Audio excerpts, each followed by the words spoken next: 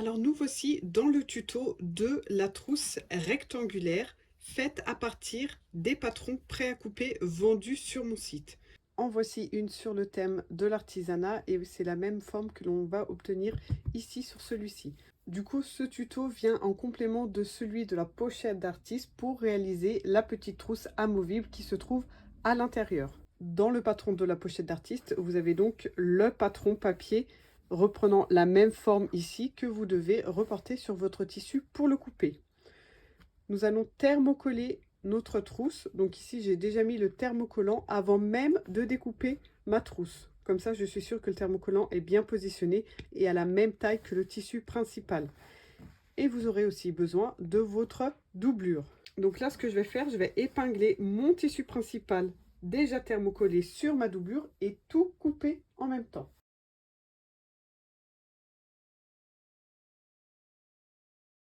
Et sur mon tissu principal ici, c'est optionnel, mais je pense que c'est important pour apporter encore plus de tenue à la trousse. On va la fixer sur de la ouate. Voilà, de la ouate comme ceci, que l'on achète au mètre. C'est la plus fine, celle qui fait environ 5 mm d'épaisseur ici.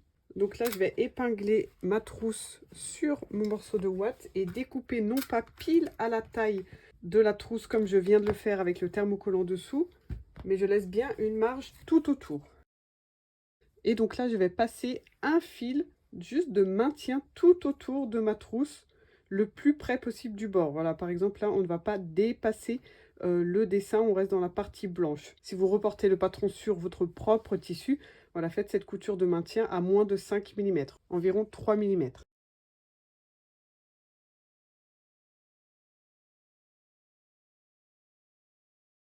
Voilà, une fois que tout est bien fixé ici, on peut découper tout autour. Au moins, on est sûr que la ouate n'a pas glissé pendant la fixation du tissu dessus. Voilà, et là, vous pouvez, si vous voulez, faire un matelassage ici, coudre des lignes obliques pour matelasser votre trousse. Ça fait très joli, ça dépend de votre imprimé et du rendu que vous voulez lui apporter. Mais avec la ouate en dessous, c'est vraiment l'idéal pour faire ce genre de travail. Si vous avez besoin d'un tutoriel pour matelasser vos tissus, je vous mets le lien d'un tuto juste ici en haut à droite. Alors ici pour la doublure, on va la couper ici en plein milieu au niveau du fond de la trousse. Pourquoi? Tout simplement parce que lorsqu'on va coudre notre trousse, elle va être doublée. Et donc pour la retourner tout à la fin, on a besoin d'une ouverture et c'est là qu'on va mettre cette ouverture. Donc là, je forme un pli en plein milieu avec mon fer à repasser et je coupe sur ce pli. Et on va déjà réassembler le fond de notre trousse en posant nos deux pièces endroit sur endroit. On va piquer bien ici au bord et dépasser le décrochement qu'on a ici. Donc on pique bien jusqu'ici. On laisse une ouverture de bien 6-7 cm. Plus c'est grand, plus c'est facile à retourner. On reprend là avec un nœud et on va jusqu'au bout. Alors on pique le plus près possible du bord. Essayez de ne pas piquer à 1 cm ici, sinon on va perdre 2 cm ici au niveau du fond. Bien entendu, on aurait pu prendre la moitié de son patron ici et rajouter des valeurs de couture et piquer à 1 cm. Mais je trouve bien plus rapide d'utiliser le même patron et ici de réassembler ces morceaux voilà, à quelques millimètres du bord, à peine 0,5 au début et à la fin. Alors je prends quand même le temps de faire une petite parenthèse pour vous expliquer le cas de figure si vous voulez quand même avoir votre doublure ici en deux morceaux avec la valeur de couture de 1 cm. Donc pour cela, il vous suffit de plier votre patron. Donc le patron pour ceux qui sont dans la pochette d'artiste en papier ou alors ceux qui ont déjà découpé leur patron prêt à couper, vous le pliez en deux et ensuite voilà, on rajoute la valeur de couture ici au niveau de la pliure. Vous voyez que là il est plié en deux, hein. Le patron entier est plié sur son milieu ici et là on rajoute 1 cm de valeur de couture. Du coup on se retrouve avec deux fois la doublure et je vais donc piquer ici à 1 cm et non pas quelques millimètres du bord comme je le montre ensuite pour l'autre trousse. Donc vous avez cette option aussi. Et là ça va être vraiment nécessaire de faire la même chose, de couper deux fois votre tissu dans le tissu extérieur si votre motif comporte un sens. Comme là vous voyez, j'ai mes petits hiboux et si j'avais coupé mon hibou en une seule pièce comme ceci, qu'est-ce qui allait se passer une fois cousu? Je vais bien avoir d'un côté mon hibou à l'endroit, mais d'autre côté, il va se trouver à l'envers. Donc là, j'ai plié mon patron en deux. J'ai coupé une première fois avec mon tissu comme ceci. Et la deuxième fois, je l'ai coupé avec mon tissu dans l'autre sens. Donc là, ça va être piqué comme ceci sur le fond, endroit sur endroit. Donc j'ai bien mes hiboux à l'envers ici. Mais lorsque la trousse sera finie, ils vont bien être à l'endroit ici. Voilà, donc c'est une petite parenthèse tout de même importante à savoir. Si vous ne travaillez pas forcément avec les patrons prêts à couper, qui eux ont les dessins imprimés de sorte à ce qu'ils soient à l'endroit au final. Petit détail également, pour ceux qui font la trousse pour la pochette d'artiste, veillez à bien piquer votre velcro pile au milieu ici sur le dos de votre trousse. Bien évidemment, vous avez les repères sur votre patron également. Donc ça, il faut le faire avant d'assembler la fermeture à glissière, parce qu'après, ça sera impossible à coudre. Donc on le fait à ce moment-là. Voilà, donc là, lorsque je déplie, j'ai bien mon morceau à nouveau en entier ici. Je peux repasser un peu ici pour bien ouvrir et aplatir sur les côtés. Ensuite, on passe à la fermeture à glissière. Donc, vous avez besoin d'une fermeture à glissière qui fasse la taille du haut de votre trousse. Si, pour avoir des jolies finitions et pouvoir faire la surpiqûre ici au niveau du haut, donc qui apporte vraiment une finition plus jolie et qui évite ensuite au tissu de venir se prendre ici dans les rails et dans le curseur, vous avez tout intérêt à avoir une fermeture à glissière un peu plus grande qui dépasse pour pouvoir bien travailler avec plus de facilité. Ou alors, il va falloir enlever votre curseur ici et le remettre. Si vous choisissez cette option, vous n'avez pas besoin d'une fermeture à glissière qui dépasse la trousse. Et je vous mets le lien d'un tuto pour réussir à remettre son curseur ici sur les rails. Là, par exemple, j'ai une fermeture à glissière de 40 cm qui dépasse et vous allez voir que ça facilite les choses. Donc là, au niveau de mon tissu principal, je prends ma fermeture à glissière et je me mets endroit sur endroit par rapport à mon tissu. Donc les rails ici, le curseur se retrouve sur l'endroit de mon tissu comme ceci. Donc j'ouvre un peu mon curseur pour épingler. On peut mettre des épingles ou des petits clips. Alors là, si je veux conserver la partie métallique, je ne vais pas jusqu'au bout, mais je mets ma partie métallique à environ 1 cm du bord, étant donné qu'ici, on va avoir une couture. Et j'épingle donc tout le long ma fermeture à glissière. On passe à la machine et on change bien son pied de biche pour avoir celui de la fermeture à glissière. Voilà, donc je positionne bien mon pied de biche ici au bord de ma fermeture à glissière. Et là, avec le pied de biche spécial, mon aiguille va piquer bien de façon régulière ici au bord des rails. Sur une machine familiale, vous avez ce pied de biche et c'est le même principe. Le pied de biche ici est au bord de la fermeture à glissière et automatiquement votre aiguille va piquer ici dans le trou tout près des rails sans les chevaucher. À un moment donné, vous allez devoir relever le curseur. Donc il suffit d'avoir l'aiguille enfoncée et de lever le pied de biche pour pouvoir passer avec plus de facilité. Après, si comme moi vous avez une fermeture à glissière très longue qui dépasse du projet, il suffit de l'ouvrir en fait jusqu'au bout ici et du coup rien ne vous gêne, vous pouvez piquer jusqu'en bas sans le curseur. Ensuite, on prend notre doublure. Et là, ma doublure, je vais la positionner donc endroit sur endroit aussi. Donc là, c'est l'endroit avec le petit relief au niveau de mon tissu, sur l'endroit du tissu. Et on prend la fermeture à glissière en sandwich entre les deux. On épingle et on va repiquer exactement au même endroit. Après, si on est plus habitué, on peut faire cette étape en une seule fois pour prendre la fermeture à glissière en sandwich entre les deux tissus et piquer en une seule fois les 3 couches ici. Ça économise une étape. On retourne notre projet ici sur l'intérieur et voici ce qu'on obtient. Là, vous voyez, j'ai fait mes 2 piqûres l'une après les autres. J'en ai une qui est un peu visible ici. Si je fais tout d'un coup, du coup, on est sûr qu'elle ne sera pas visible. Donc, on passe au fer à repasser ici. J'y vais vite fait. Et lorsque ceci est fait, on peut faire une surpiqûre ici pour bien maintenir les 2 tissus de part et d'autre de la fermeture à glissière. Et donc là, c'est pareil, toujours avec notre pied de biche spécial fermeture. On fait une surpiqûre ici au bord. Et voilà ce que ça donne au niveau finition ici. Et à l'intérieur, on est comme ça. Maintenant, il faut qu'on fasse exactement la même chose de l'autre côté. Donc là, j'ai bien l'autre côté de ma trousse. Et je me mets endroit sur endroit comme ceci. Là, il faut bien que je sois alignée sur les côtés. Là, l'avantage d'avoir une grande fermeture à glissière, encore une fois, c'est qu'on peut carrément l'ouvrir jusqu'au bout ici. Et le curseur ne nous embête pas pour cette partie de couture. Et là, ce qu'on peut faire déjà tout de suite, pour cette seconde fois, si vous sentez d'attaque à tout faire d'un coup, vous voyez, on peut mettre la doublure ensuite, endroit sur endroit encore une fois. Et on va faire une seule piqûre et là, tout sera déjà terminé au niveau de la finition de la fermeture à glissière en haut, parce qu'on aura cousu nos 3 épaisseurs. Et donc là, on n'hésite pas à aligner ces 3 tissus, hein, enfin la fermeture à glissière et les 2 tissus, de façon régulière. On pique, on fait des pauses, on enlève ses aiguilles, on regarde bien si tout va bien, et on va jusqu'au bout. Voilà, maintenant on n'a plus qu'à retourner comme on l'a fait tout à l'heure. Donc là c'est pareil, on passe au fer à repasser, on met bien nos 2 matières de part et d'autre et on surpique.